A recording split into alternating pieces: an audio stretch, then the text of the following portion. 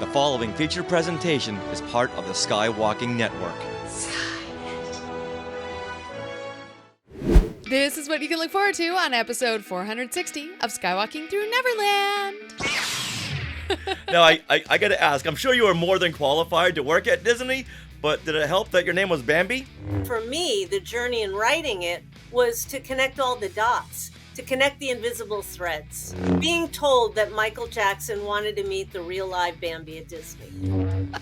I laughed out loud. It was so funny. What? Lots of explanation is needed for this. It turned out that our tour guide was John Travolta. Are you ready? Off to Neverland! Here we go! A long time ago, in a galaxy far, far away. To all who come to this happy place, welcome. Disneyland is your land. When I first made Star Wars, everybody in Hollywood said, well, this is a movie Disney should have made. You're more than just fans. You're family. Best day ever! Secrets lab. It's about family, and that's what's so powerful about it. Hey. When you use a bird to write with, it's called tweeting. When we visit the world of Disney, we never grow old. It's a Peter Pan, Never Land that keeps us young in heart. This is Jedi Master Obi-Wan Kenobi, and you are skywalking through Neverland. I have a good feeling about this. Hey, Skywalkers! How many brushes of greatness have you had in your life? A handful? 2 handfuls? Well, if you were an Ardenian or a Basilisk, you could go as high as 4 handfuls. If you added them all together, it might be hard to beat our guest today. But first, we want to welcome you back to Skywalking Through Neverland.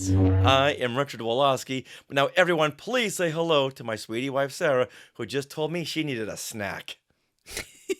Yeah, we're recording this, and then we're going to have a snack. It's that time of the day. It is. It's like during the filming of Star Wars, you had to stop at a certain point of the day to have tea and crumpets. Oh. This is that time of the day. This is that time of day. Right now. It's 4:09 Pacific time. Or as we call it, coffee break time. Mm-hmm. Yes, it is.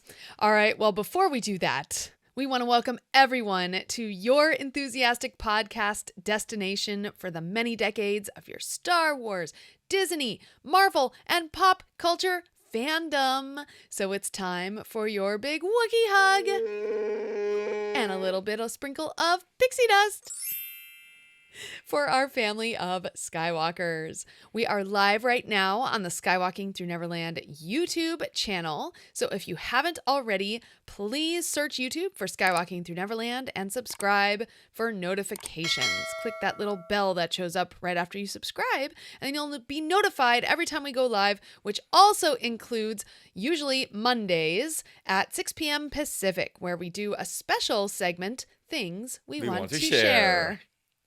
I'm loving this new format. Yeah, me that way too. We can cut right into the main featured segment for the episode and then spend more time with the things we want to share. Exactly. Yeah, and then we split it up, and it's great. So in this episode 460 of Skywalking Through Neverland, we speak to Bambi Moé. She is the former vice president for music for Walt Disney Television Animation, and we speak with her about her work at Disney and her book, Part of the Magic, a collection of Disney-inspired brushes with greatness.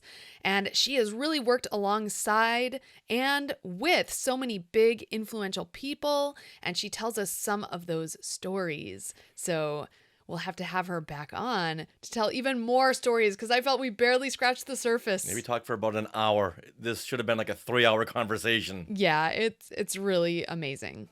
All right, now we are being sponsored by Small World Vacations, and they are a diamond-level Disney vacation planner travel agency and can help you book your trip to a Disney park around the world or even on a Disney cruise.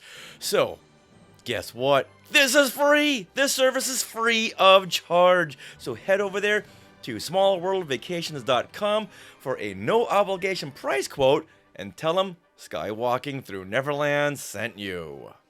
Now we are recording this episode from Long Beach, California on Earth Day, April 22nd, 2024. So, Richard, what happened today in Star Wars history? Did Star Wars do anything special for Earth Days past?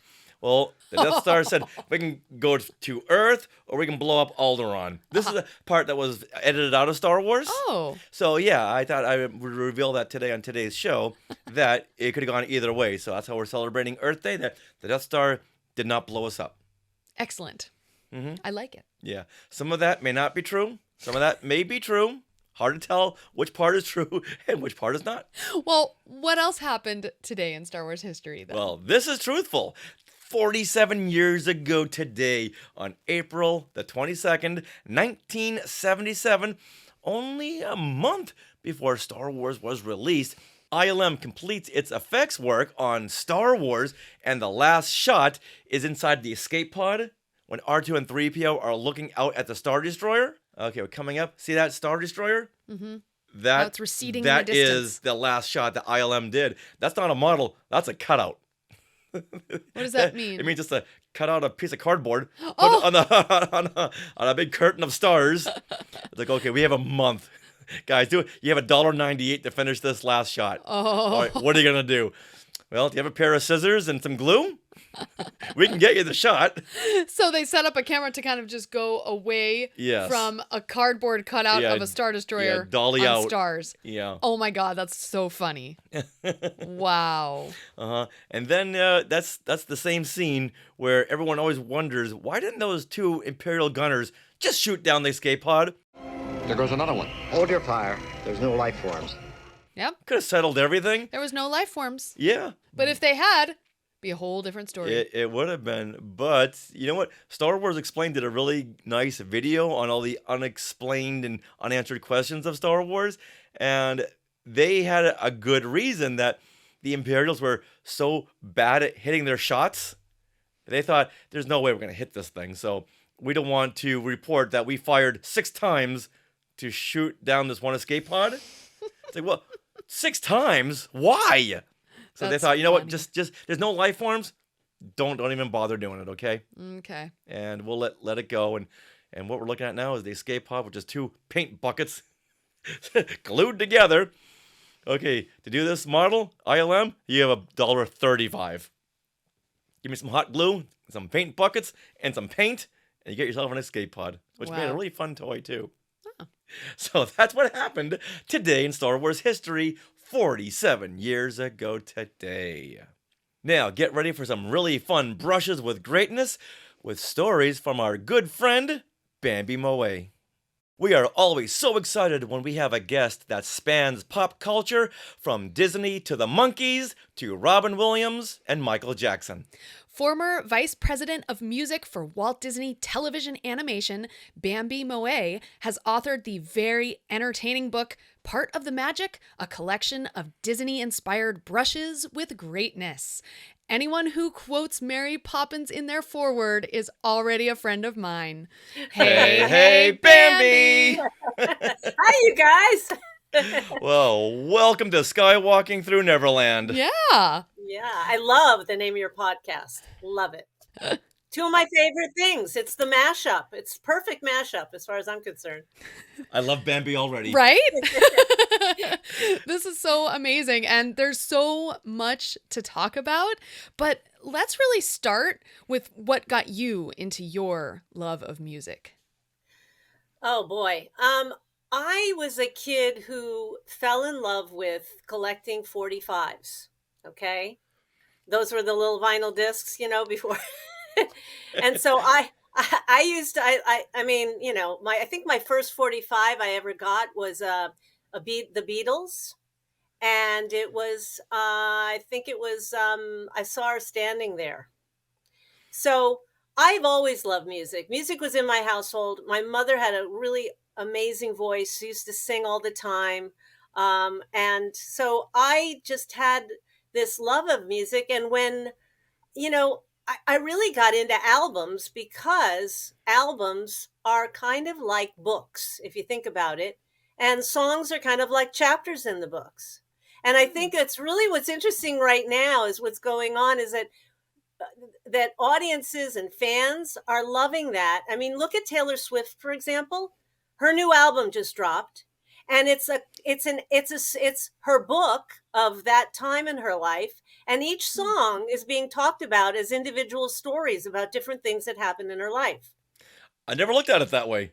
Yeah, well, see, I've always seen, I really adore singer-songwriters. I always have. I think that Joni Mitchell, for example, is one of the greatest. Joan Armatrading, Tracy Chapman, they are all known as they're storytellers, they're troubadours. And so I really just fell in love with the idea of, and back in the day, albums were thought of as whole concepts. That at some point in time stopped happening. We started thinking about it in terms of singles or, just individual tracks. But so anyway, my love of music started really early on with a 45 collection and being a fan and falling in love with songwriters, singer-songwriters, and more or less kind of studying not even realizing that the art form of songwriting was such an interesting craft. And again, each song on an album told a story. And that's sort of my love.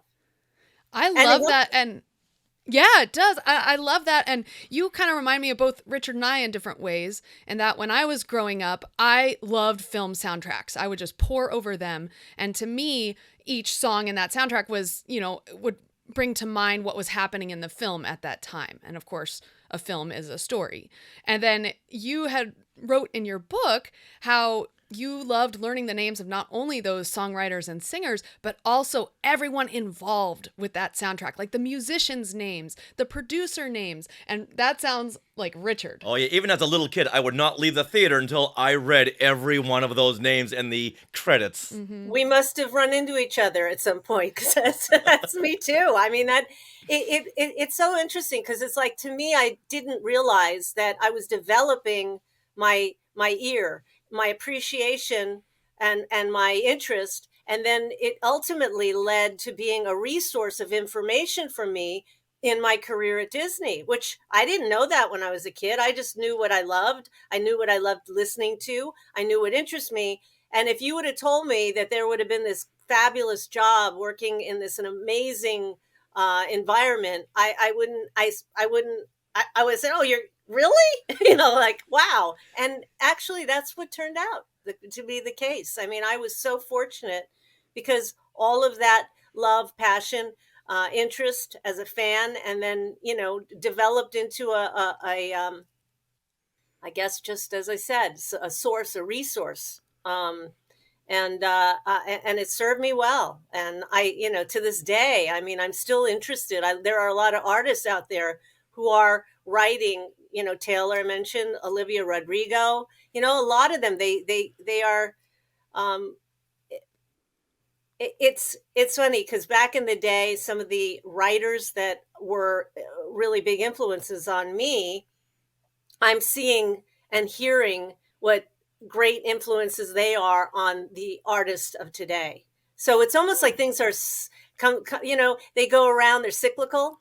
And I feel like that's what's kind of happening, which is really exciting. And a lot of this stuff, by the way, is kind of rooted a little bit in the idea of the musical.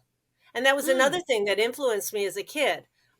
We used to go on class field trips into New York City to see Broadway shows or off-Broadway shows.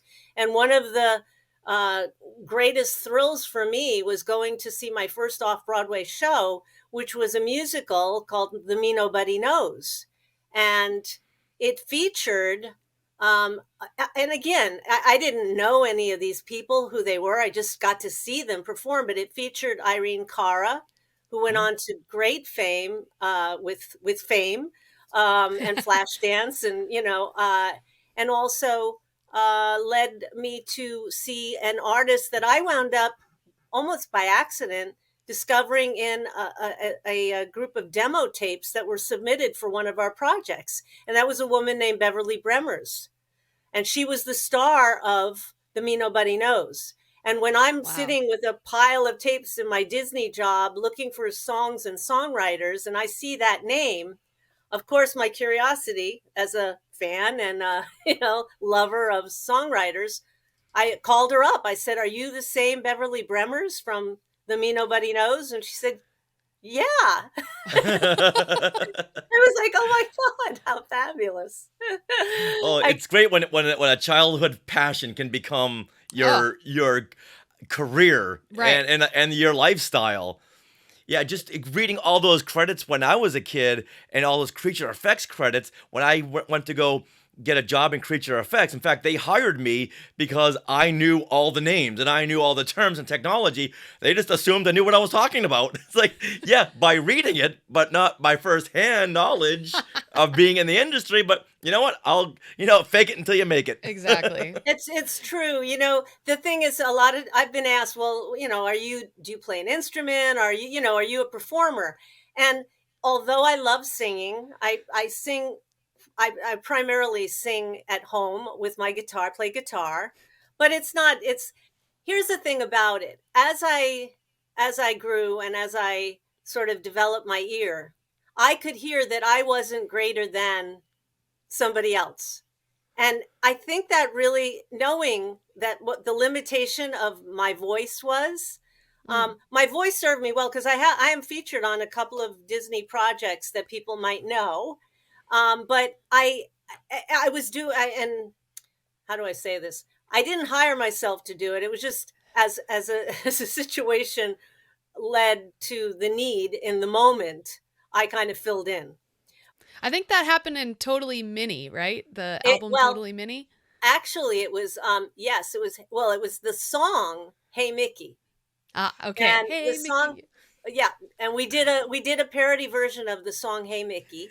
And it was sung by Desiree Goyette, who is a wonderful, talented artist in her own right, really known for Garfield and for the Charlie Brown music. And she was the voice of Betty Boop, and just an incredibly talented singer and voice actress and songwriter. And anyway, she sang they needed to fill out the chorus, and I knew the song, and so I just got to step in and sing along, "Hey Mickey," and and the chorus was really fun. So, and I also sang on the Disney sing-along songs home videos. Oh, and wow. That was a thrill. Yeah. You know what? Before we go any further, can you sing us a little chorus of "Hey Mickey"? Hey Mickey, you're so fun. You're so fun. You. Hey Mickey. Actually, what I could probably pull out of my hat is join right in, sing your favorite Disney song. But I don't know all the words. I know. Right? You remember? Yeah. Yeah. That was like the beginning of those videos, right? The VHS. Exactly. Yeah. 7 volumes of those videos. Wow. Following the Bouncing Mickey and singing along to all the greatest songs of the Disney Music Collection library. Now, I got to ask, I'm sure you were more than qualified to work at Disney, but did it help that your name was Bambi when you applied? Oh, yeah. That was... Now, it's funny because people have said, "Is that really your name?" And I said, "Yeah, my parents named me Bambi." And they say, "Oh, I thought maybe you might have changed it to work there." And I said, "Why? Do people do that?" Yeah, just go ask Dumbo. Yeah, exactly. Name your kid Dumbo. They might be shoe in for a job, at Disney someday. No, I'll be honest. I was teased and bullied as a kid with that name. I really was. And, and you really had to be committed to being my friend, because chances are that if you were going to be my friend, you were going to be nicknamed Thumper. There's no... That is so funny. And I'm sure your mom was like very worried when you guys would go out camping. It's like, "Oh, Mom, maybe you should maybe set this one out, okay?" Oh, yeah, no. Oh gosh.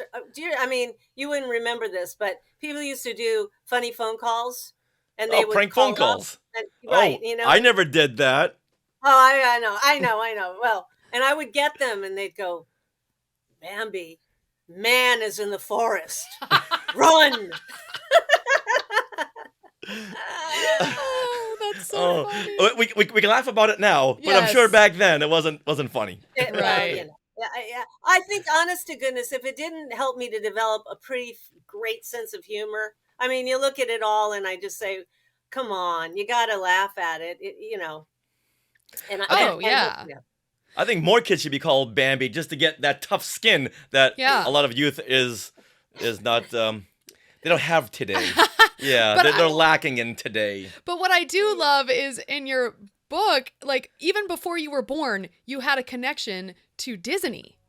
And that kind of leads to why I wrote the book, because there was suddenly this opportunity for me to look at all these, what I describe as invisible threads that have connected me, Bambi, to the Disney Company or the Disney, all things Disney since birth. My mother's best friend was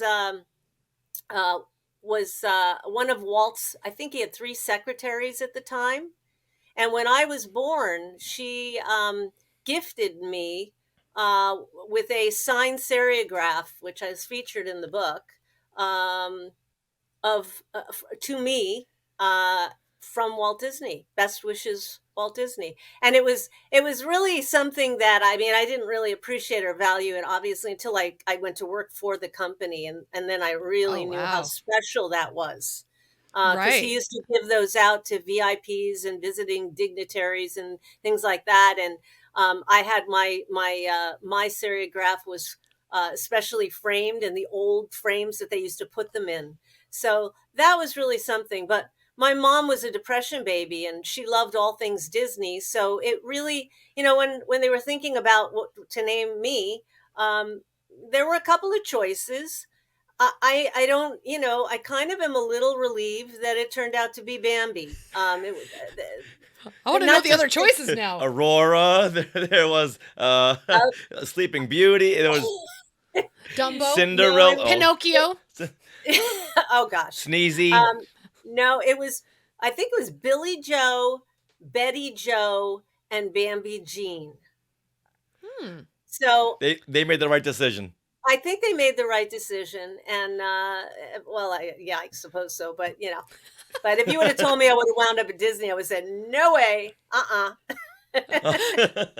And the serigraph that they gave you was of Bambi looking at the little butterfly with Thumper and Flower. It's the thicket scene, the famous thicket scene. Yeah, it's really, it's such a treasure. And I love the fact that it has my last name, because it doesn't just say to Bambi. Could have been any Bambi, anybody, but it's to me. And that made it even more special. So yeah, I really treasure it. But there were a lot of things like that. Another strange connection, which I talk about in the book, is my first brush with greatness was with somebody I didn't know who he was. And, he was our neighbor. He lived in a garden apartment with my, we lived in Burbank, not far from the studio. And, it was this really lovely, I remember him as a funny guy, this funny man, older man, who used to like make funny voices. He'd always bring me like gifts for no reason other than, maybe it was a Thursday. I don't know. He was just a really lovely guy. And I didn't know until years and years later, I was talking with my mom about those days and that time.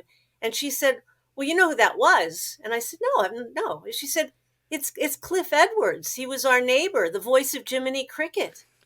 That's so crazy. Yeah. Well, a clue could have been that he was only 2 inches tall. That should have tipped you off.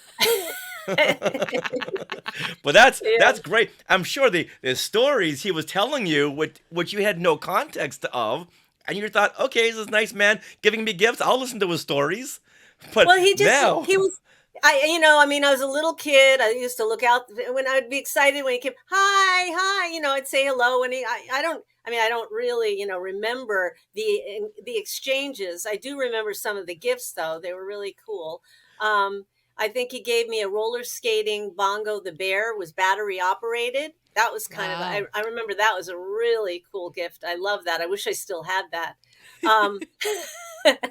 But, no, again, another one of those things where I didn't, there was a connection to Disney. Who knew, and so Yeah. So I've had a lot of those kinds of experiences. And then, a lot of people assume that the book itself is a memoir, but it really isn't.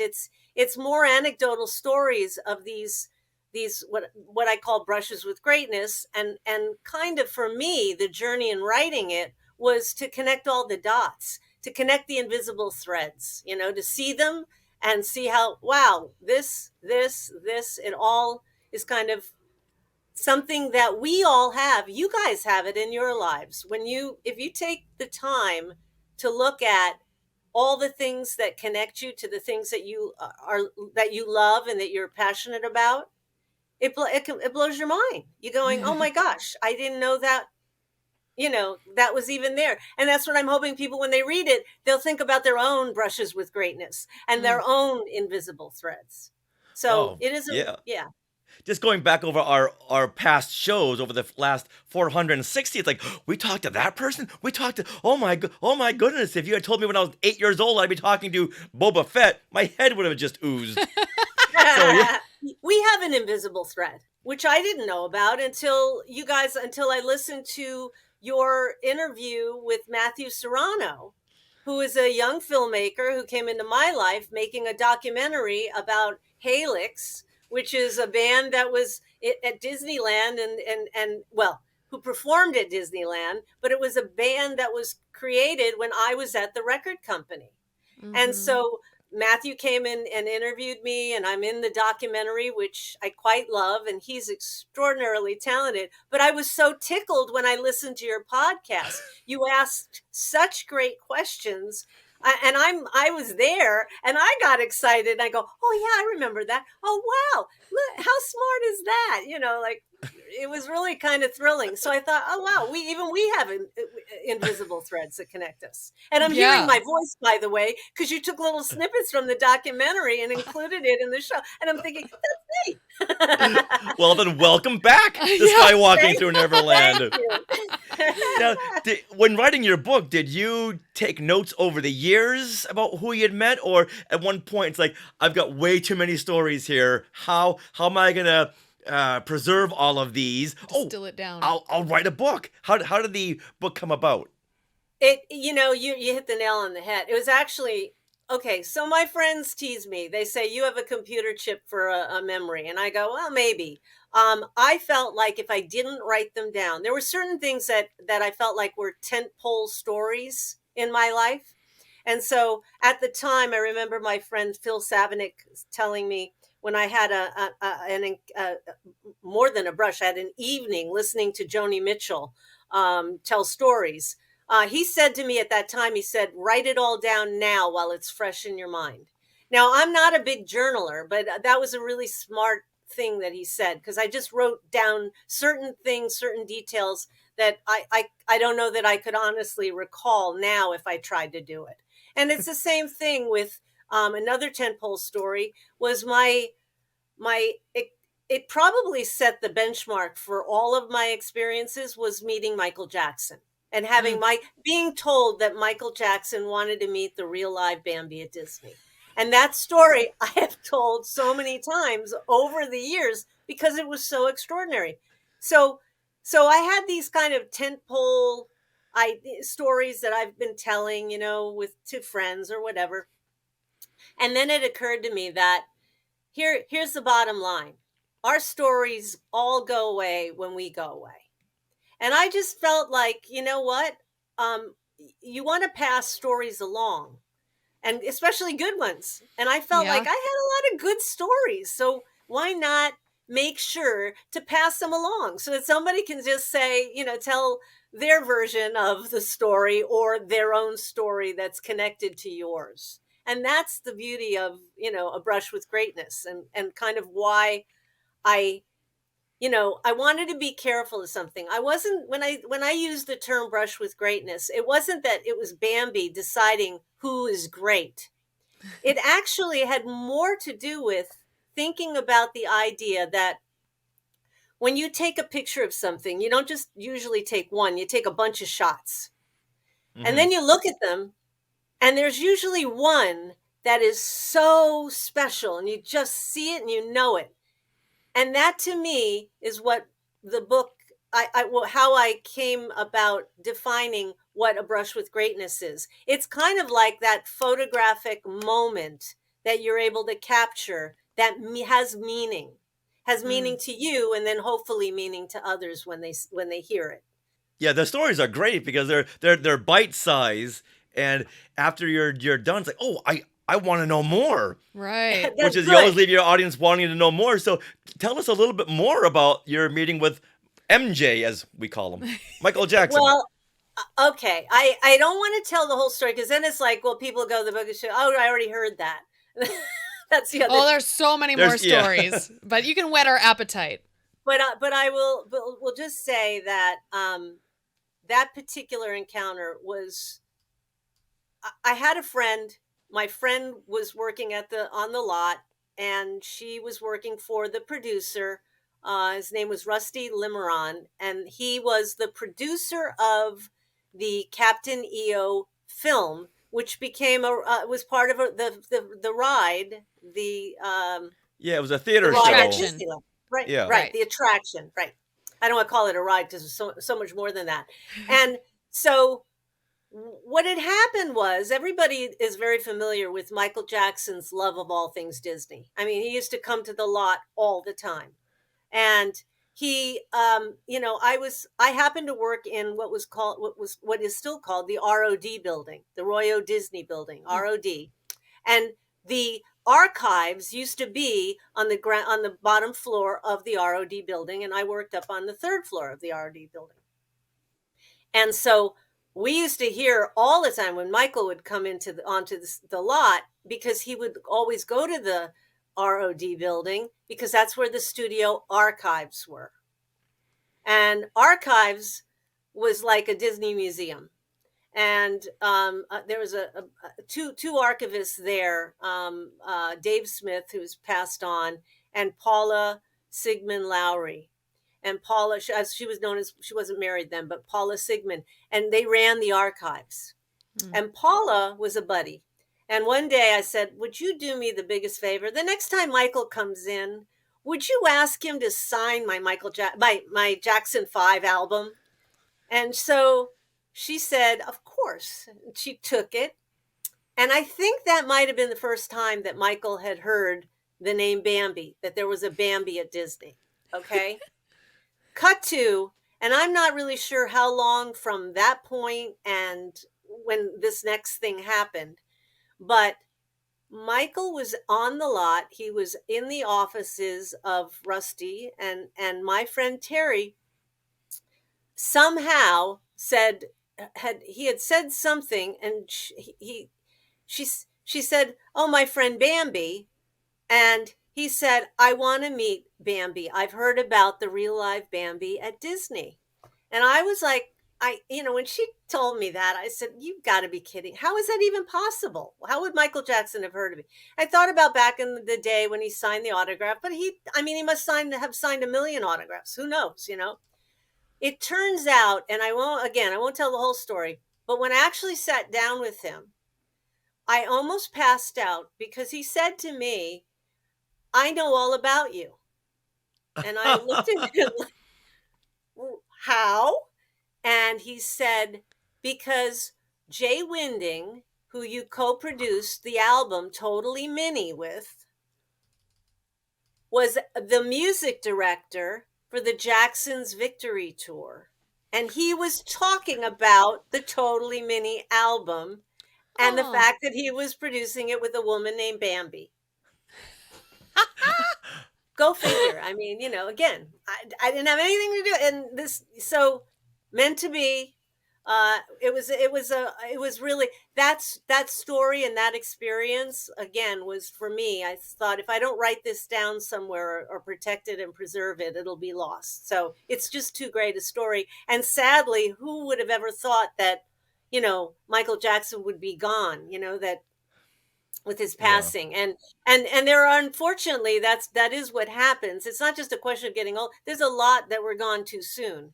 And so I feel that extra, I don't know, maybe a little bit of a responsibility to protect those stories and preserve them. Like for example, one of the funniest people and the kindest, sweetest, most entertaining people I ever got to work with was Gilbert Gottfried. And the fact that Gilbert isn't here anymore is just, it breaks my heart, you know? And it's funny because in thinking about this conversation with you guys, I was kind of going through different things that I've been, since I wrote the book, everybody's asked me a bunch of questions. So I've kind of gone through my collections because, like you, and looking at the background, you are people who understand people with collections, and I have them and have over the years. And I found something that cracked me up, and it was a VHS box that I had the entire cast of Return of Jafar sign.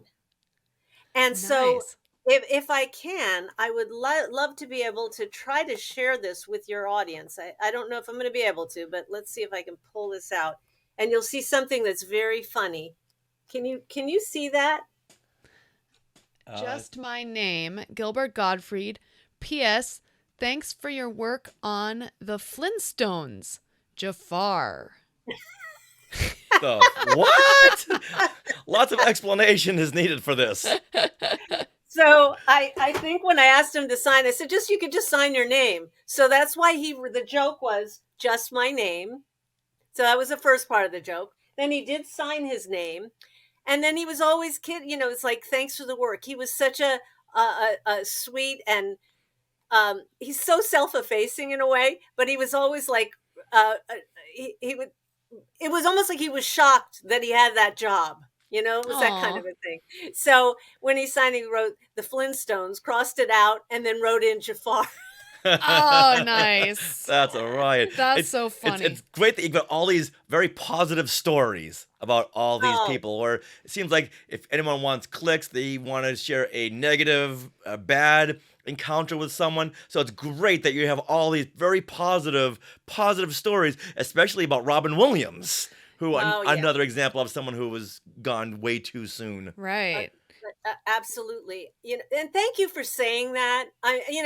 I'm not, look, the truth is, it's not all roses and rainbows. It's not all, but I feel like if I'm going to put things out into the world, I want to stay in the positive lane.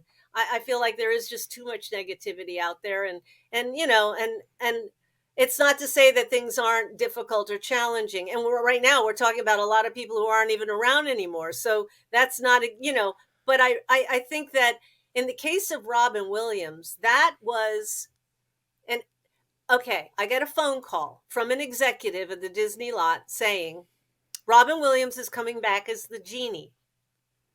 And this is for Aladdin and the King of Thieves. This was for thank you. That's right. What had happened was we had recorded the Aladdin sequels with Dan Castellaneta, who's the voice of Homer Simpson. And Dan did a fantastic job, but it wasn't Robin Williams.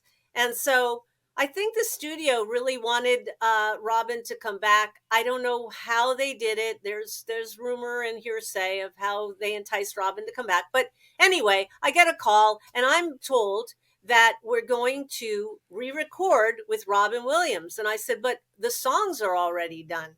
And they said, nope, we're going to do new songs, 2 new songs. And that's not like you could just go like, okay, I got 2 great new songs. So they said, here's the thing. The only time Robin's available to work on this is while he's on family holiday in Ireland. So all you have to do is find a suitable recording setup with a piano that's tuned, a vocal coach that's acceptable to Mr. Williams, and go. In Ireland, like randomly. In Ireland, which I'd never been before, so, Oh, awesome. Okay, so the first challenge was to find the vocal coach, obviously, right? You have to, that was the so, after I think I calmed down and thought about it, because I was kind of thinking I better get the resume out and start looking for a new job just in case. But what happened was I thought about it and said, who worked with Jeremy Irons on The Lion King? whoever that is the right, seemed to me to be the right person.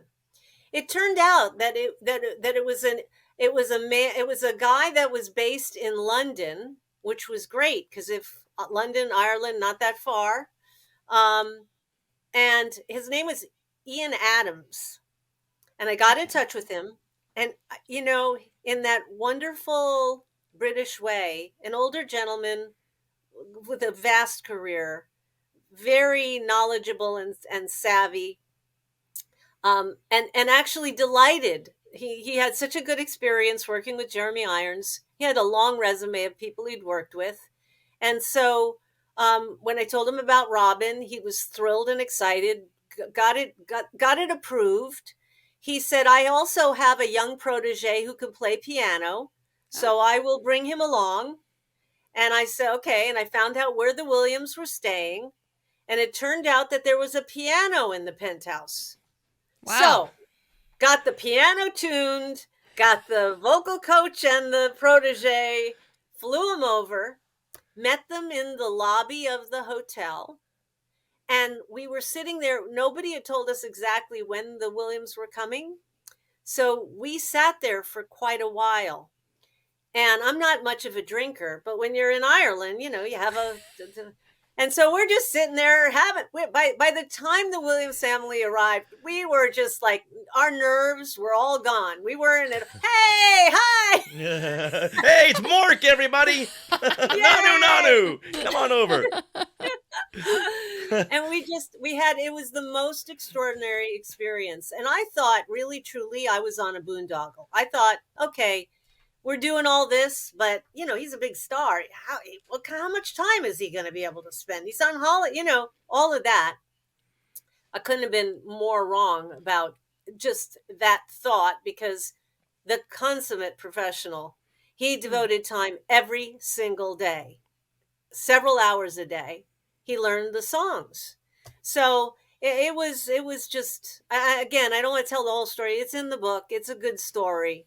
It involves a lot of things, including a fantastic Broadway show, and and other things. But Robin, the kindest man. And I will say that one thing did happen when we ultimately recorded, and this is available. People can find this. It's in the world. But it was a video that he recorded for me when we actually recorded his vocals in San Francisco, where he was living at the time. And what had happened was I'd flown up to record with him after having the Ireland experience. And the night I got in, one of the producers closed the van door on my hand, and I had to go to the hospital. Yeah. And it wasn't, and I literally was fitted for a cast, and my hand sat in the cast. And I was late showing up the next day because of the situation. And they were filming that day an EPK, electronic press kit behind the scenes kind of a thing. Right. And so unbeknownst to me, Robin shot a special little video message for his friend Bambi with the hurt paw. We're about to meet someone named Bambi. That's her real name. She didn't do it for the corporation. That's Bambi, the one with the hurt paw. That's why we're doing this. Please help. The United Bambi Foundation. Oh, that is so sweet. Oh my God. Anytime I hear about Robin Williams, we've had Bobby Porter has this amazing story we've about got him. An actor friend who worked on Jumanji with him, and he Yeah. would always love telling the story about how Robin Williams would see children in the back of the crowd looking to see Jumanji being filmed, and especially some handicapped kids who were in a wheelchair, couldn't see over everyone. He took those kids in wheelchairs and moved them up to the front, and there you go. Told security, these people are not to be blocked. It's so cool. I witnessed that. He was extraordinary. He was such a kind man. I was so fortunate, and had a couple of moments that, again, I had a working experience with him, but there were some personal moments that happened in our being together that I'll never forget, and just so kind and so brilliant. So it was a match, and probably, you know, that thing that brilliance, genius. It's when you're around it's extraordinary. Well, just look at his career. It's like brilliance, brilliance, brilliance, brilliance. Yeah. And the fact that he's such a great person on top of that, it saddens you. To know that he's no longer here. Yeah. Yeah. Because he had so much to give to people, and unfortunately, he just didn't give enough to himself. And again, my little story and experience, if I didn't write it down, it would have been lost. And, you know. Yeah. That's what I always tell people. The kids these days, write everything down. Write it all down. There's gonna come a time when you reach a certain age and things will just start, you know, losing its memory factor. And you'll forget things that you really hold dear. It's true. But I could tell, and I know from you guys and listening to your podcast, that the retention is also part of your love and your passion and your interest. And as long as that stays intact, which is, you know, the same with me, you won't, there's certain things you just won't ever forget. Yeah. And you know what I mean? Yeah. Always stay in the positive, and things they'll just always live in your mind as being these fun, positive, nostalgic moments that you won't forget, hopefully, because they're so ingrained in you. Yes, exactly. Now we don't want you to give away the farm here, but let's list some other celebrities who you had brushes with greatness with, and give us like a little story in a nutshell, either a sentence or two, a word or two, just to make the listeners go, "Ooh, I want to hear more of that story." Yeah. So we're gonna list a name. I will do that, but I want you to tell your listeners, or I can tell them right now, that the stories are not all about celebrities. This is not driven by celebrity. And that's really kind of important to me. I mean, you know, I talk about the man who I describe as my father mentor, who was a man named Vince Jeffords, because, you know, nobody would necessarily know who he was, but he was the guy that really started consumer products, and all the Disney merchandise and the things that we all grew to love and want to own, and all of that started back in the day when he came up with the Davy Crockett coonskin cap. So even though I'm happy to say, but it's not all about celebrity. And I think that's kind of important, because, you know, Cliff Edwards as a name, maybe people wouldn't know who that was until you tell them, oh, it's the voice of Jiminy Cricket. But he had a whole career besides, you know, being the voice of Jiminy Cricket. So anyway, go ahead. I just wanted to say we are all connected, and it's great. Okay, good. Yes. All right, so I'm going to list a name. John Travolta. Oh, well, that was amazing. I went to Holy Family High School. That was in Long Island, New York.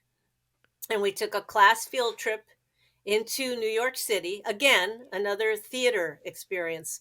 Me Nobody Knows, the first off-Broadway show I ever saw. And this one was for the Andrews Sisters, who were starring in Over Here, a musical that happened to be written by, and again, another one of those invisible threads, the Sherman Brothers. Woohoo! Woohoo! Our legends, our heroes. Anyway, so my theater teacher from Holy Family arranged for his friend to meet us at the stage door and give us a tour of the Schubert Theater. And it was thrilling. I mean, you know, I was a theater geek, theater kid. I just loved all of it. And he took us around, told us stories, said this was one of the first shows he had ever been in, and, you know, and talked all about it. And I thought the guy was incredibly adorable and cute. I just noticed, though, that he had bad skin. And I thought, well, you know, maybe he'll grow out of it. I mean, I remember thinking that, like how cute he was. I'm worried about his complexion, which is the funniest thing. Anyway, it turned out that our tour guide was John Travolta. And you know what was really crazy? That particular show had Sam Wright in it, who was Sebastian the Crab. Yeah. And the Sherman Brothers wrote it. I mean, it's kind of like, again, those threads. Quid pro quo now. Tell us one of your other favorites that may not be a celebrity, but one of your favorite stories. Okay. I think The story that I love to tell is the one where I was the closest I've ever been to the magical process that happens when a songwriter writes a song. Now, as I said earlier, I just think songwriters, I mean, I wish I were a songwriter. I think they're magicians. Okay. So I had this idea that, and I wondered whether or not my beloved Sherman Brothers and everyone's beloved Sherman Brothers had ever heard of or knew who Kenny Loggins was. And I wondered if Kenny Loggins had ever had the occasion. I'm pretty sure he knew who the Sherman Brothers were, but I wondered if he knew them. When we were developing a project called a Tigger movie, it was my job by that point to figure out who to write the songs. And I just thought, oh my gosh, wouldn't it be amazing and could be extraordinarily magical if I were to put the Sherman Brothers and Kenny Loggins together, which is what happened. And the story I like to tell, which is, I was a huge Kenny Loggins fan. I mean, House of Pooh Corner. I mean, there were so many back in Loggins and Messina days. And so having the opportunity to meet him, and, it's sometimes been said that when we meet our heroes or the people we admire, that's always a dangerous thing because, you could risk being disappointed. I couldn't have been, that couldn't have been less true in this instance. He was so wonderful, charming, talented, kind, all of that, and appreciative of the opportunity, frankly, which, I mean, that tells you a lot about a person. He loved meeting the Sherman Brothers. And when they got together to write this song, there was a moment where, after they met earlier in the day, I think Kenny came back to our studio and I was sitting with him in the studio. And I don't know that I've ever seen somebody or witnessed somebody hearing music and creating it in the moment. And I'm literally right next to him and this is coming out. And the song that he and the Sherman Brothers wrote is so beautiful. And it's kind of like one of those little gems. It's called Your Heart Will Lead You Home. If you feel lost and on your own and far from home, you're never alone, just think of your friends. And, I think it's such a great song that I wish that it were in a movie that would have been a bigger movie. A Tigger movie was a small movie. It was a wonderful movie. It's a movie with a lot of heart. But this song to me was like Oscar worthy. That's how good a song it is. And so I think that's one of my truly special stories. There's so many, because again, with songwriters and having the idea of putting people together that you might not think about putting together, and having a kind of a job that allowed me to do that was thrilling. I mean, we put together pairings of people like, for example, Norman Gimbel, who wrote Killing Me Softly with his song and a million other songs. And we put him together with Grammy Award winner, singer-songwriter Melissa Manchester. And they wrote songs for our Lady and the Tramp sequel.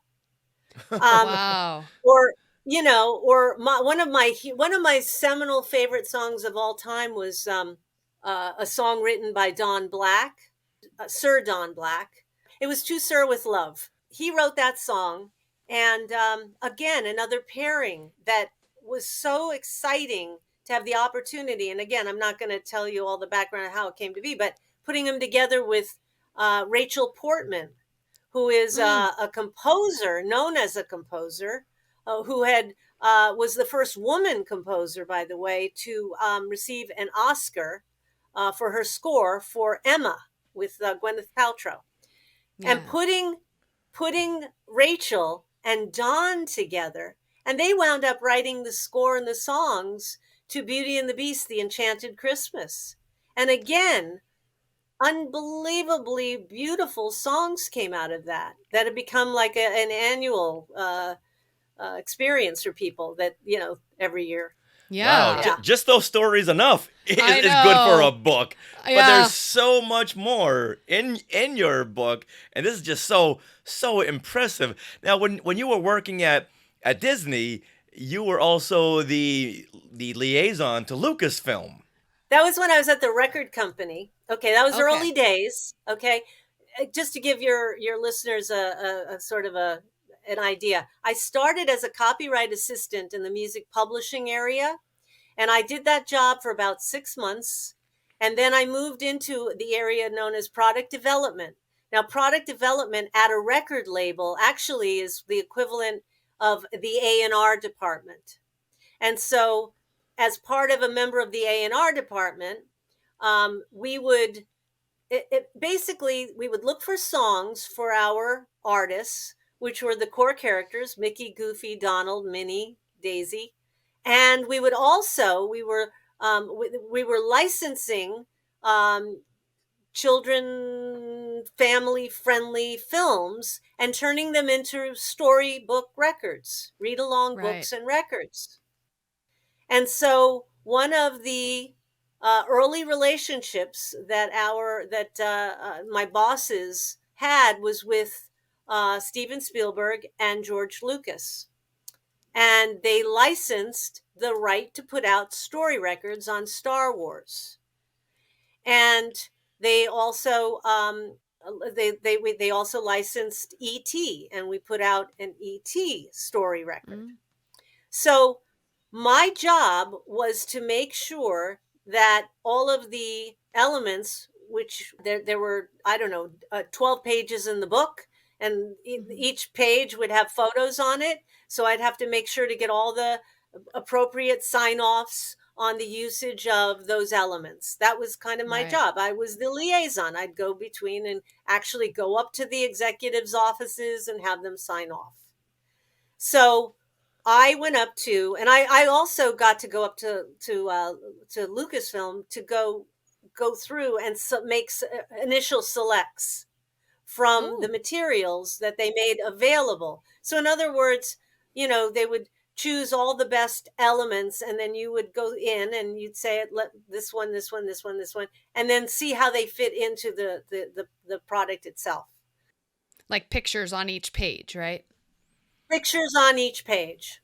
And there might be more than one, it just depended on whoever was producing the read along at that time.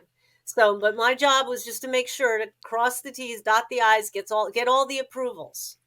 And so my experience with Lucas actually expanded when I became the music executive for television animation, because I actually got to fly up and utilize the studios up at Skywalker Ranch.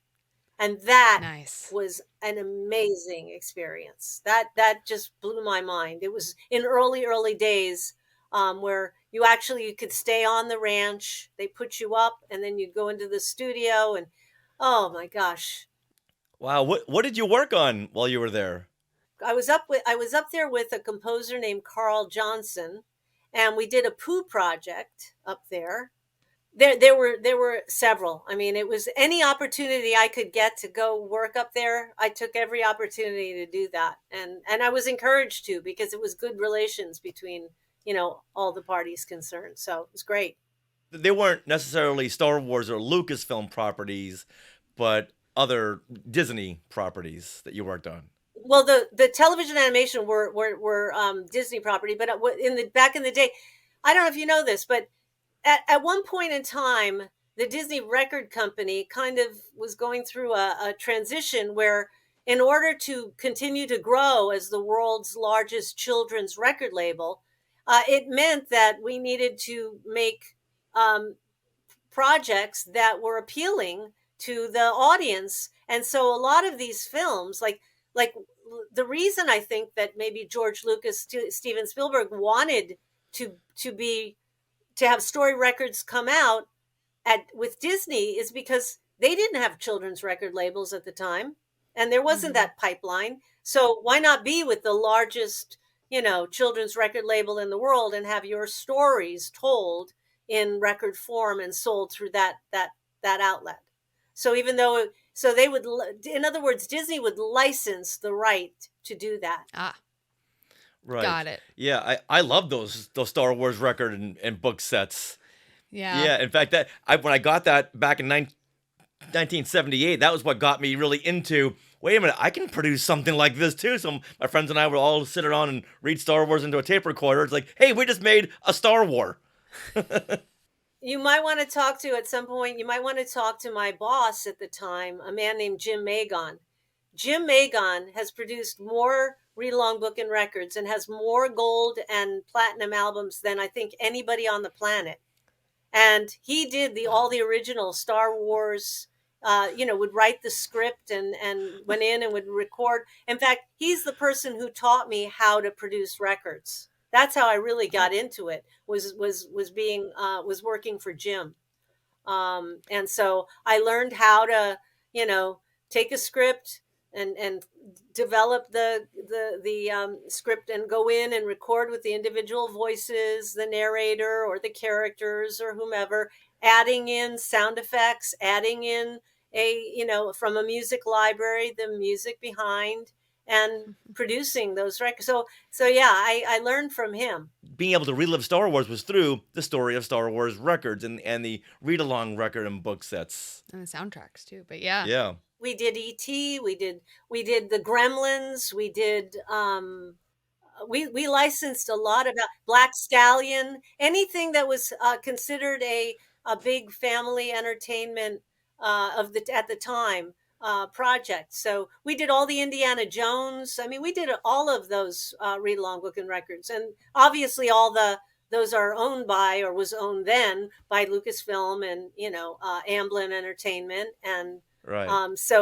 And somebody had to be the liaison, because we did the recording of E.T. as told by Gertie, and Gertie was played by Drew Barrymore, and that particular recording, Steven Spielberg came in and directed Drew, as he had in the film. So awesome. He directed her in the studio to record. I thought Michael Jackson had recorded the story of E.T. He did, but we did this. In fact, that was one of the challenges. How are we going to do that and have it be different and not, and because he did the story of E.T. recording, and then we did it with as told by Gertie. Uh-oh. Nice. And Drew Barrymore, at that point, I believe you said she was 7 years old. 7 years old, yeah. And when she came in after the album went gold, she came in, I think she was the grand old 8. And we gave her we did a whole presentation, gave her gold record and flowers, and she just was adorable. I mean, that was a really special to be in the room, A lot of my stories, I think, in the book, I try to tell from the perspective of being the fly on the wall, or being, it's being in the room. It's not about the person in the room, it's about what's going on. So I try to describe it and put the reader in that place. I tried. That was the goal. And I think that people get it, especially if you're a fan. You don't have to go into like every little detail, because that gets boring, but enough that you go, oh yeah, I know that, or I remember that. You're also quite funny too, Bambi, because I was reading, I think one of my favorite little moments. No, I will, but can I read like a tiny bit from your book here? Sure. Okay. All right. You're talking about Bill Finn, and you were on a flight to New York to meet with him, and he lived in a high-rise apartment on the Upper West Side. Do you know what project that was for? Yeah, I was. That was for a Goofy movie. Who was Bill Finn? He's a Broadway composer. He wrote March of the Falsettos.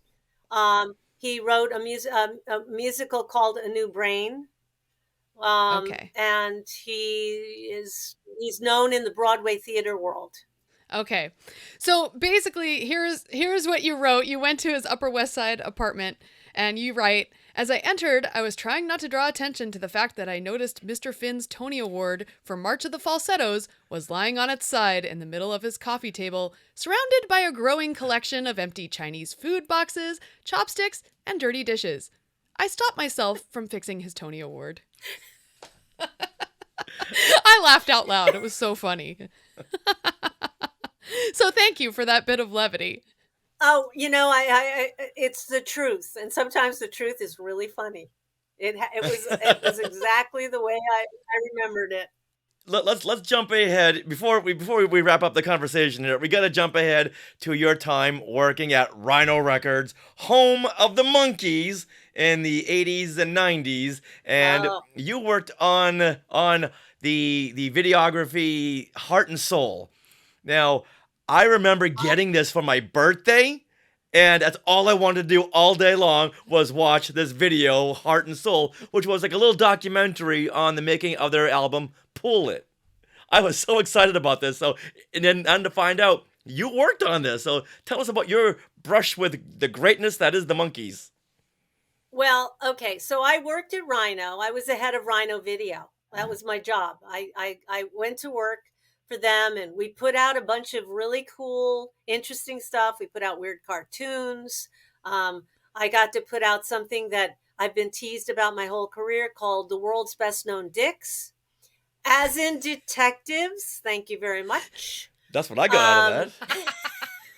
And Rhino was such a fabulous place to work in between my Disney experiences because it was so freeing. My boss, Richard Foos, who I loved and adored, basically gave me license to do whatever I wanted, as long as I didn't spend any money, pretty much.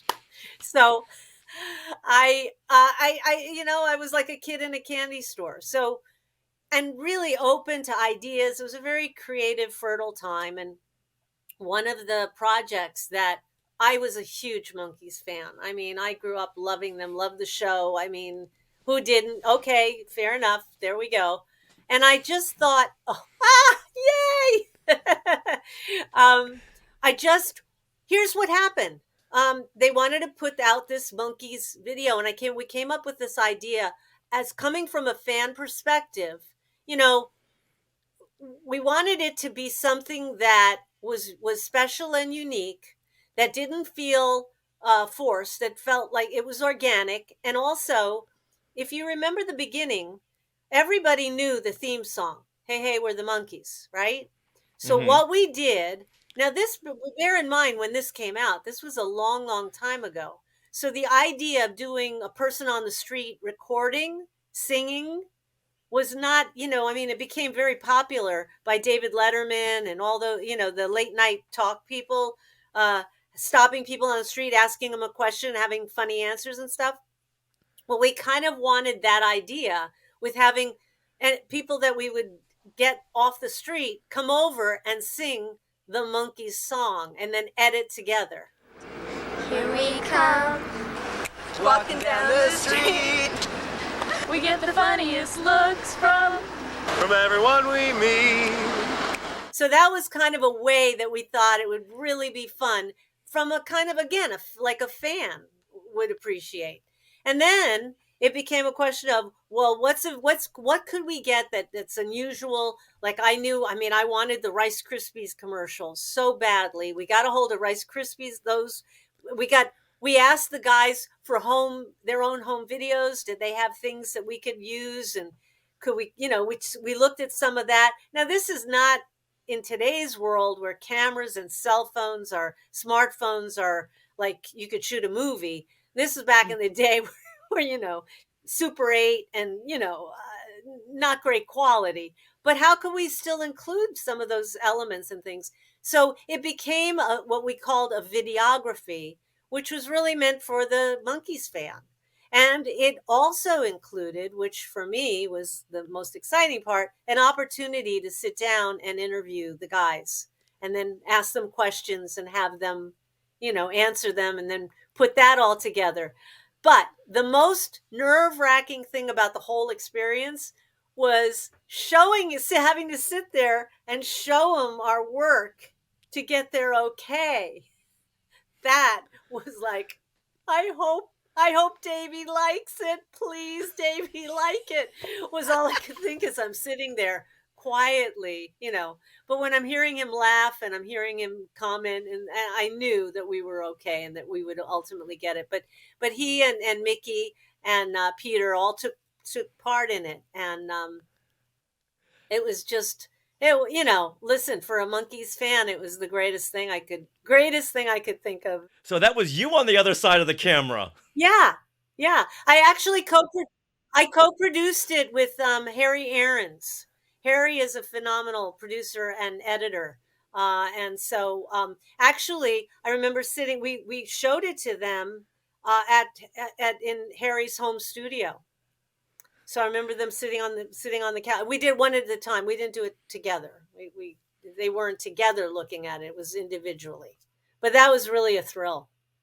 And Mike Nesmith, he denied any kind of part in this, but you found a way to fit Mike Nesmith into this video, didn't you? We did. We got it through those Rice Krispies commercials. Thank you very much. Yeah, at that point, I just remembered he wasn't involved with Pool It. He wasn't recording with them. He kind of went off and he did his own thing. I think he had a company. Wasn't it called Pacific Arts? Pacific Arts, yeah, and the Video Ranch. Yeah. It wouldn't have been, for me as a fan, he had to be there somewhere. Today it would have been, where's the Easter egg? Where's the Easter eggs? Instead of the Easter egg, where's the wool hat? Where's Mike Nesmith? There you go. Yeah. Well, this has been extraordinary. Now, where can listeners get Parts of the Magic, a collection of Disney-inspired brushes with greatness? Where can they pick that up? Well, anywhere you would get your books, but Amazon, Barnes and Noble, it's available through the University Press of Mississippi. I'm grateful to them for all of their support. It's so wonderful to have a publisher in this day and age, and they've been very, very, very, very supportive. So you could go to their website. They have fantastic books that people would just love. So anywhere you buy your books, you can find it. But people can find me on Part of the Magic book on Instagram. So perfect. I've had. It's really, and here's what I tried to do with Instagram. I didn't want to repeat everything, but I tried to I put things on there that would supplement anybody's interest in the book, so that they would see kind of new and different things that are related to, but not necessarily about the book. So, but the Robin Williams video is on there, and if anybody wants to check it out. Excellent. We will definitely be following you on Instagram and tagging you, of course. And we'll put that link in our show notes as well. And Bambi, this was just so great. Thank you for sharing your life with us, sharing your stories. And your brushes with greatness. Yeah. Thank you. Thank you guys so much. I really enjoyed it. It was a lot of fun. You asked great questions. Okay, end it now, quick. Yeah, right. End it on a high.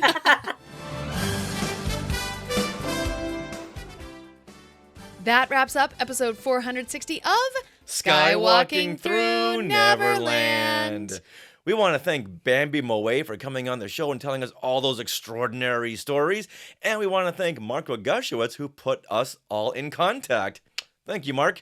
And we want to thank all you Skywalkers for jumping on these live streams when we've given you no heads up whatsoever. You show up, and we really appreciate it. Yes. All right, Skywalkers, are you interested in all of our books? Well, autographed copies of Today in Star Wars History, Parts 1 and 2, and Skywalking Through My Fandom, an interactive notebook, are available now from skywalkingthroughneverland.com/book. They make great gifts for a Star Wars fan in your life. Also, would you like to support Skywalking Through Neverland? You can consider supporting us through the Skywalking Force, which is our Patreon. The Skywalking Force has access to bonus content, and also they get coupon codes to use for our books, and they'll be notified early of any t-shirt designs that we're doing as well. Yeah, came out with a whole bunch of new t-shirt designs last week, and there's one more in the works. Oh. Now, this bonus content begins at only $5 a month, so head to skywalkingforce.com, have a look at the options available, and we really want to thank those of you who are already part of the Skywalking Force. Now, we want to thank our sponsor once again, Small World Vacations, for their continued support. Thinking of a trip to a Disney park or a Disney cruise? We can fill out a Get a Quote form at smallworldvacations.com today. Their vacation planning service is free of charge, free. So head over there to smallworldvacations.com and tell them Skywalking Through Neverland sent you. Get ready, Skywalkers. Get ready. Don, are you ready? Don just joined us. Hey. Yay. Now, we are part of the Skywalking Network. Skynet.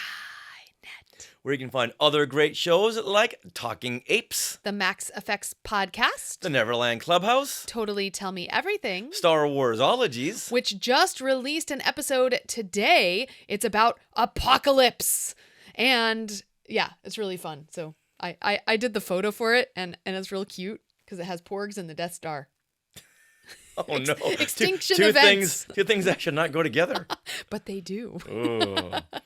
All right, we can also catch our YouTube shows, Collectopolis and Today in Star Wars History.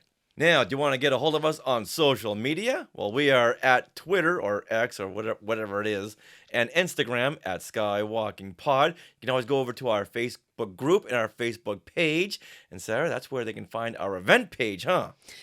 Yes, you can go to our Facebook page, click on events, and find where you can meet us live in person. And we can meet you. Also on our website, skywalkingthroughneverland.com, I have an event calendar tab. You can also find us there. Now, if you want to send a longer message, you can email us at share@skywalkingthroughneverland.com. And a couple of Skywalkers have taken full advantage of that, and thank you so very much. Yeah. All right, now, don't forget to stick around for bloopers and other fun bits that didn't make it into the show. And always remember, Neverland on Alderaan. All right, so do your clappy claps. Clappy claps. Ow! That one, really loud. That one even hurt me. Oh my god. Okay, I'm not always loud. Okay. And so now, if you are part of the Witness Protection Program, this is your chance to opt out. I swear I'm not. I am Richard Woloski, but now everyone, please welcome my sweetie wife, Sarah. And now I'll do it the right way. Hey, look at those names to the left. They are part of the Skywalking Force, our Patreon. Become a producer yourself and check out all the Disney Plus themed bonus content available depending on the level you subscribe. Become a member of the elite Skywalking Force at skywalkingforce.com.